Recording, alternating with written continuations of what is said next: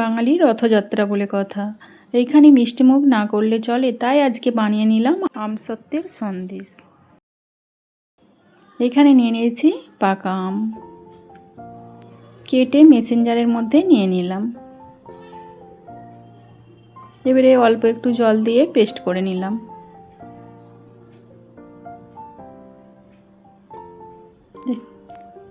এবারে পেস্টটা ছেঁকে নিলাম।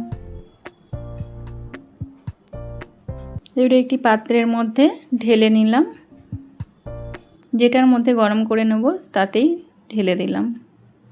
দিয়ে দিলাম হাফ কাপ জল, দিয়ে দিলাম 2 চামচ চিনি,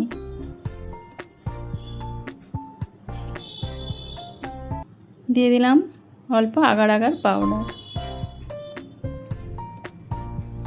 দিয়ে ভালো করে গ্যাসের মধ্যে নেড়ে চেড়ে নিতে হবে। একটু ফুটে আসলেই নামিয়ে নিতে হবে, বেশি জাল করার দরকার নেই। আমি থালার মধ্যে ঢেলে নিয়েছিলাম, পাখার তলাতে আধ ঘন্টা রাখলেই শুকিয়ে যাবে। দেখতেই পাচ্ছেন আমার কত সুন্দর শুকিয়ে গেছে।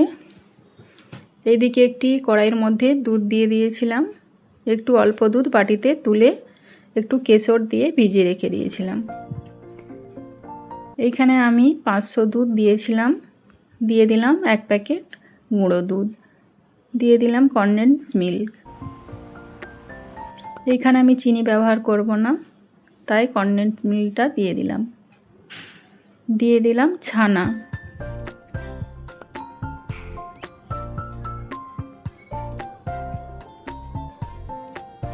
এখানে আমি অল্প ছানা আর বাদামের কুচি দিয়ে দিলাম। দিয়ে দিলাম কেশর ভেজানো দুধ,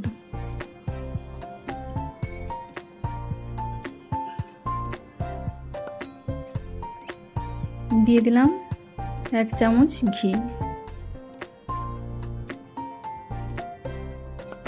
দিয়ে ভালো করে নেড়ে চেড়ে জাল করে নিতে হবে।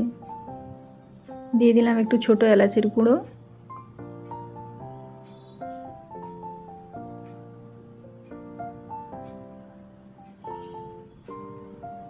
দিয়ে দেব এইখানে একটা পাটালি, ছোট পাটালি নিয়েছি, পাটালিটা আমি দিয়ে দিলাম। পাটালিটা দেওয়ার জন্য টেস্টটা খুব সুন্দর আসবে। আপনারা পাটালিটা নাও দিতে পারেন। এখানে এবারে একটি পাত্রে তুলে নিলাম। এখানে দেখতেই পাচ্ছেন আমার আমসত্ত্বটা কত সুন্দর শুকিয়ে গেছে। এবারে হাতের তালুর সাহায্যে আমি একটু রোল করে নিলাম। এবারে সন্দেশটা আমসত্ত্বর মধ্যে দিয়ে এইভাবে ফোল্ড করে নিলাম। দেখতেই পাচ্ছেন কত সুন্দর হয়েছে। আশা করি আপনাদের এই রেসিপিটি ভালো লেগেছে। ভালো লেগে থাকলে একটি like, comment, share and subscribe করে দেবেন, আর পাশে থাকা বেল আইকনটি প্রেস করে দেবেন।